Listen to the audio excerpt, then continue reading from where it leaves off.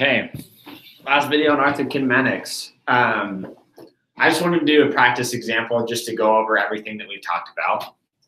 So I'm going to give you two different exercises. One's going to be an open chain and one's going to be a closed chain.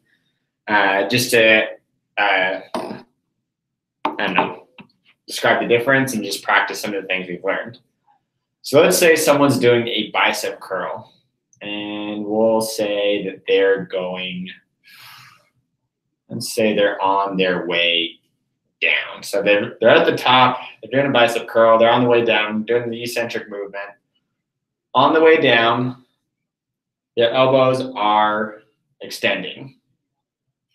So we need to find the roll first, and if you go back to your chart, any kind of extension is always going to be a posterior roll. So we've figured out 50% already that on the way down doing a bicep curl, he's doing an elbow extension, posterior roll is occurring at the elbow. Now the slide glide, I have two bones. I have my ulna and my humerus. And it's not hard to tell that my humerus is not moving very much. My ulna is. So my ulna is the cave and it's moving on the convex. So a concave moving on a convex, that would definitely be a posterior roll and a posterior slide glide. Next, if I do a different action, close. Let's say someone is doing push-ups. I'm standing up, so this is a little bit awkward, but let's have them down, and on the way up at their elbow, very similar. They're in a flex position, performing elbow. They're in a flex position, performing elbow extension. So from here to here, elbow extension is happening.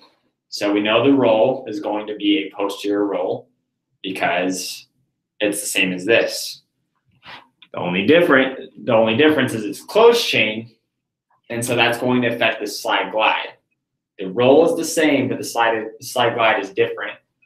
So from here to here, my ulna is not doing much of the movement, where before it was.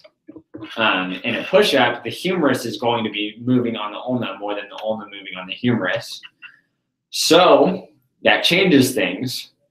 Instead of a posterior roll, posterior slide glide, because the humerus is moving more, it's convex on concave, which would make the slide glide opposite of the roll. So it would be a posterior roll, anterior slide glide. Hope that helps things. Leave a comment, ask a question, and I'll be happy to answer it.